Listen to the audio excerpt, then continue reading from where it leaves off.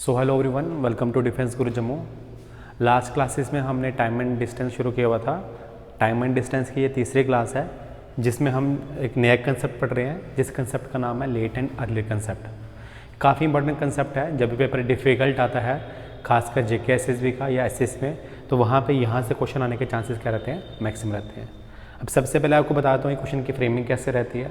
सबसे पहले वो इस तरीके से बोल देगा कि जो राम है वो अपने घर से, राम अपने घर से कहाँ जा रहा है, ऑफिस जा रहा है। कहाँ जा रहा है अपने राम अपने घर से कहाँ जा रहा है, ऑफिस जा रहा है। जब उसकी स्पीड कितनी होती है, 5 किलोमीटर पर आवर की स्पीड होती है, तो वो अपने ऑफिस 6 मिनट लेट पहुंचता है।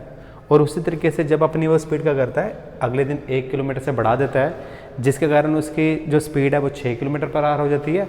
और उस दिन वो अपने जो है ऑफिस 6 मिनट का पहुँचता है, जल्दी पहुँचता है। इस केस में हमें क्या निकालना क्या पड़ता है, हमें निकालना होता है डिस्टेंस निकालना होता है। सबको क्वेश्चन समझ आ गया होगा। कभी कभी फ्रेमिंग जैसे यहाँ पे होम ना करके या ऑफिस ना करके वो क्या देता है, रेलवे स्टेशन कर देता है।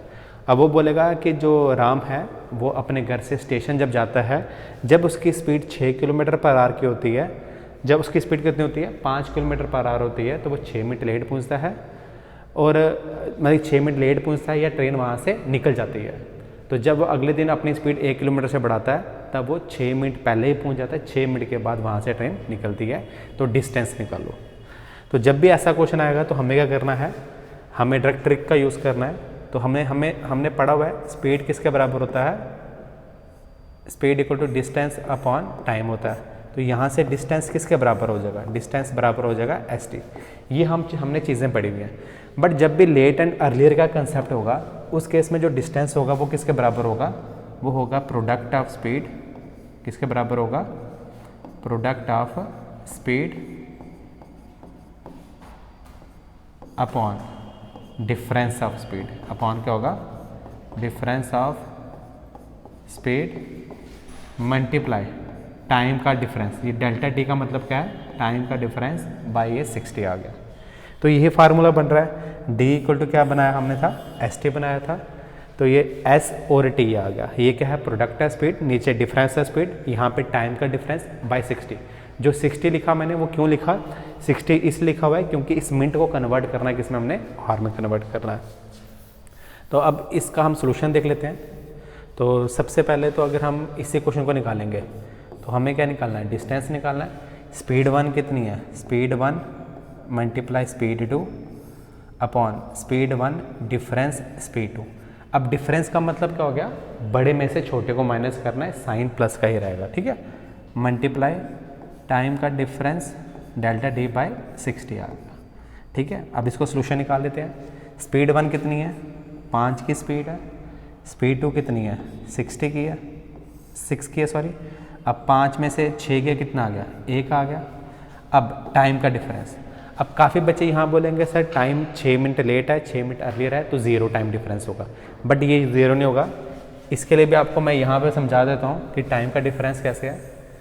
जैसे कि आप सबकी क्लास कितने बजे हो रही होती है, लगभग अराउंड शाम के 6 बजे हो रही है, ठीक है। अब 6 बजे क्लास का टाइमिंग है, क्लास का टाइमिंग कितने बजे है, 6 बजे। पहले दिन आप 6 मिनट लेट पहुँचे, तो 6 मिनट लेट पहुँचे मतलब कितना कम पहुँचोगे, 6:06 पहुँचे। और अगले दिन आप 6:06 पहले पहुँच गए, तो 5 कितने मिनट पहुँच गया, 54 मिनट में पहुँच गए।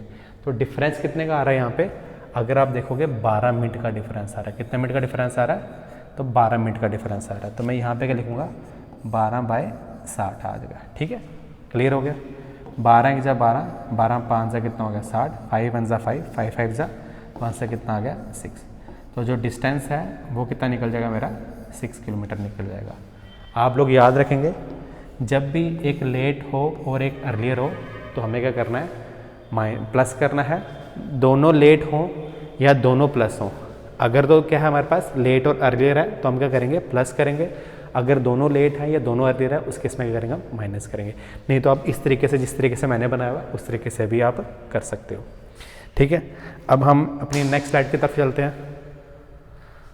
अब सेम सवाल ये भी आ गया। अब रमेश है, जब अपने घर से 60 किलोमीटर पर आवर की स्पीड से पहुंचता है, निकलता है, तो अपने ऑफिस 10 मिनट का पहुंचेगा, लेट पहुंचेगा। अगले दिन अपनी स्पीड वो 80 किलोमीटर कर देता है, तो जिसके कारण वो अपने ऑफिस कितने मिनट जल्दी पहुंचता है, 20 मिनट। सभी वीडियो यहाँ पे पॉज करके पहले खुद करेंगे, फिर वो मेरे साथ इस क्वेश्चन को सोल्यूशन करेंगे। तो पॉज कर लिए होगे आप लोगों ने, अब आपका आंसर निकल गया होगा, फिर भी हम एक बार फिर आंसर चेक कर लेते हैं। तो डिस्टेंस किसके बराबर होता है सर? डिस्टेंस बराबर होता है speed 1 by speed 2 by speed 1 difference speed 2 delta T by 60। ठीक है, आपको हर बार नहीं लिखना फार्मूला, मैंने आपको फार्मूला समझा दिया। मैं इसलिए लिख रहा हूँ क्योंकि चलो आप लोग कॉपीज बना रहे होंगे उसके लिए चाहिए होगा, बट आपको बार बार नहीं लिखना।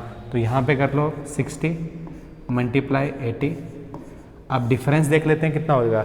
60 में से 80 या 80 में से 60 माइनस कर लो, कितना आ जाएगा? 20 का डिफरेंस आ जाएगा। ठीक है, मल्टीप्लाई टाइम का डिफरेंस, लेट और अरियर क्या होगा? प्लस होगा। 10 और 20 कितना हो गया? 30 हो गया। बाई कितना हो गया? 60 हो गया। अब देखो कुछ कैंसिल आउट हो रहा है। हाँ जी सर कैंसिल आउट हो रहा है। ये 60 और ये 60 कैंसिल हो गया। ये 20 और ये कितने से गया? 4 से गया। और हमारा आंसर कितना आ गया? ये 120 किलोमीटर इज़ द आंसर। तो हमारा आंसर कितना आ गया? 120 किलोमीटर का आ गया, आंसर आ गया। इसी क्वेश्चन को आप बिना किसी ट्रिक के करोगे तो काफ़ी टाइम लगेगा। ट्रिक के साथ हमने इस क्वेश्चन को कर दिया, काफ़ी जल्दी कर दिया। तो आपको इस फार्मूले को या इस ट्रिक को क्या रखना है? याद रखना है।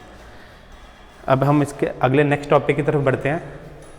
हमारा जो अगला टॉपिक है वो क्या है आपका? बोट एंड स्ट्रीम का। ये भी काफ़ी इंपॉर्टेंट टॉपिक है जो कि मैक्सिमम हर एक पेपर में, चाहे आप एसएससी के पेपर दो या आप जेके एसएसबी का पेपर दो, वहाँ पे आ रहा था। तो बोट एंड स्ट्रीम का मतलब क्या होता है? सबसे पहले एक बोट का मतलब होगा किश्ती, स्ट्रीम का मतलब बहाव, पानी का बहाव। अब देखो मेरे पास ये दो कंडीशन है। अब यहाँ पे मैंने क्या लिया हुआ है? एक डाउन स्ट्रीम लिया हुआ है। क्या लिया हुआ है? डाउन स्ट्रीम लिया हुआ है। और यहाँ वाली कंडीशन में क्या लिया हुआ है? अप स्ट्रीम लिया हुआ है। यहाँ पे क्या लिया मैंने? अप स्ट्रीम लिया हुआ है। अब आपके सामने ये दोनों केस डिस्कस कर लेता हूँ। अब बेसिकली 3 केस होंगे यहाँ पे, एक डाउन स्ट्रीम। अब हो रहा क्या है? पानी भी कहाँ जा रहा है? नीचे की तरफ जा रहा है, और बोट भी कहाँ जा रही है? नीचे की तरफ जा रही है। यहाँ पे पानी तो कहाँ जा रहा है? नीचे की तरफ जा रहा है, और बोट नीचे से कहाँ आ रही है? ऊपर आ रही है। और एक ऐसा केस भी हो सकता है जब पानी बिल्कुल स्टिल हो और बोट क्या है? चल रही हो। सबसे ज़्यादा स्पीड कहाँ पे होगी बोट की? हाँ बिल्कुल, स्पीड का कहाँ पे होगी? जब बोट कहाँ जा रही होगी? नीचे जा रही होगी। जब बोट कहाँ जा रही होगी? नीचे जा रही होगी। सबसे ज़्यादा स्पीड यहाँ पे होगी, फिर स्टिल वाटर में होगी, और फिर कहाँ पे होगी? यहाँ पे होगी। अगर हम बात करें डाउन स्ट्रीम की, तो यहाँ पे 2 स्पीडों चल रही हैं। फैक्टर क्या है? 2 है। एक तो बोट की स्पीड भी होगी, और एक क्या होगी? पानी की स्पीड भी होगी। तो डाउन स्ट्रीम स्पीड का मतलब क्या हो गया? Speed of boat. इसका मतलब क्या हो गया? Speed of boat. बोट की स्पीड प्लस किसकी स्पीड हो जाएगी? Speed of water. Speed of क्या हो जाएगी? वाटर हो जाएगी। ठीक है, speed of boat plus speed of क्या आ गया? वाटर हो गया। जब हम अपस्ट्रीम की बात करेंगे, बोट नीचे, पानी नीचे से खेल रहा है, बोट ऊपर जा रही है, तो यहाँ पे क्या हो जाएगा? स्पीड ऑफ बोट क्या हो जाएगा? यहाँ पे स्पीड ऑफ बोट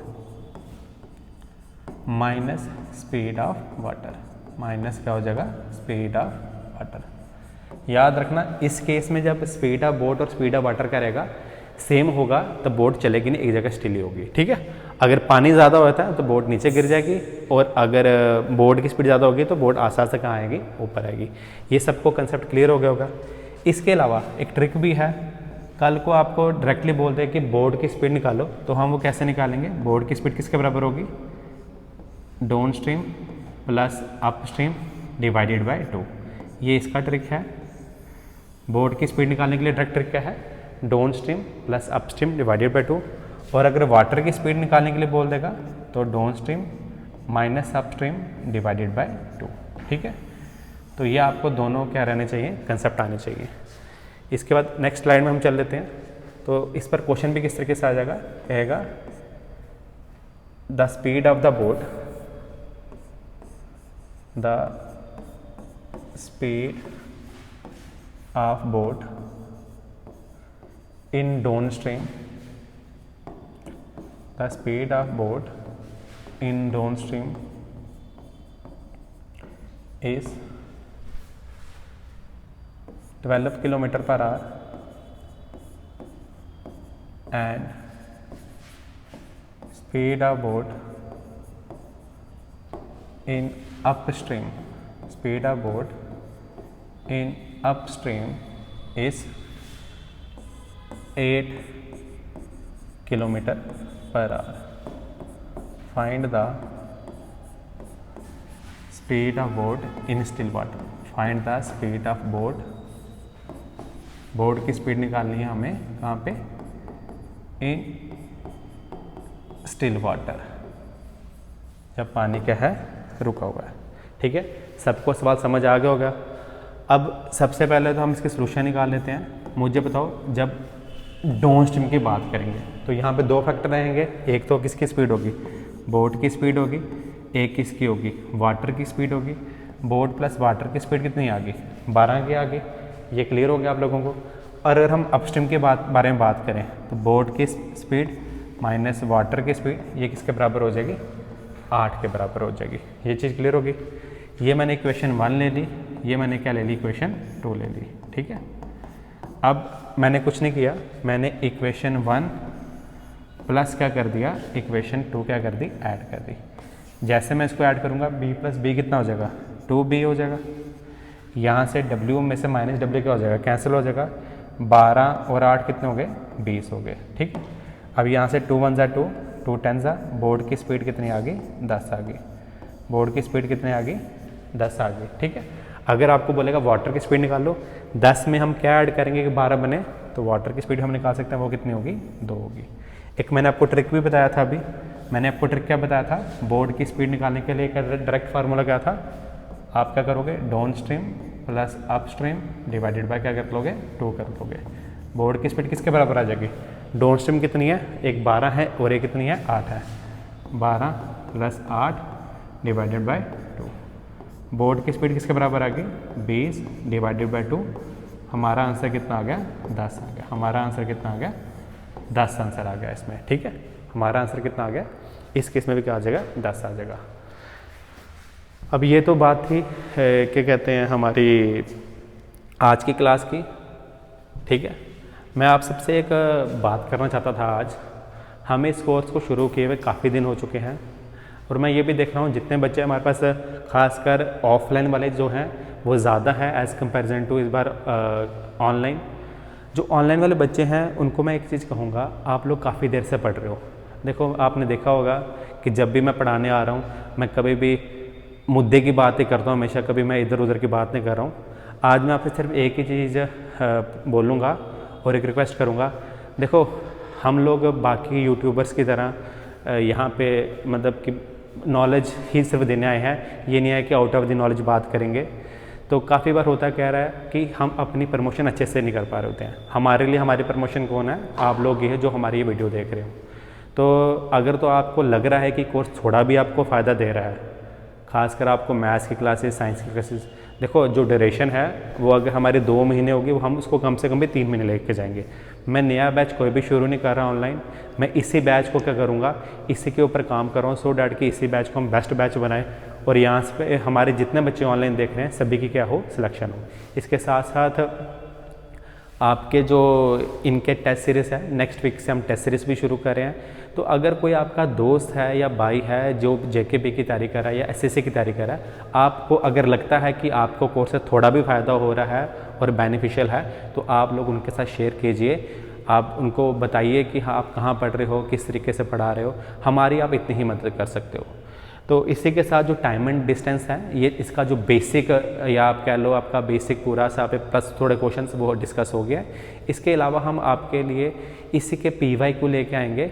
PYQ मैंने पिछले चैप्टर प्रॉफिट एंड लॉस के पढ़ाने हैं, तो नेक्स्ट क्लास जब भी होगी हम उनके भी क्या करेंगे, आपके क्वेश्चन डिस्कस करेंगे। तब तक के लिए सबको इंडिपेंडेंस डे है कल हमारा, सबको उसकी बड़ी बड़ी शुभकामनाएं हो। ठीक है, अगर बात करें हम टेस्ट सीरीज़ की, तो टेस्ट सीरीज़ हम नेक्स्ट वीक से शुरू करेंगे जो कि हम चैप्टर वाइज लेंगे। ठीक है, तो आज की वीडियो के लिए इतना ही। जय हिंद, जय भारत।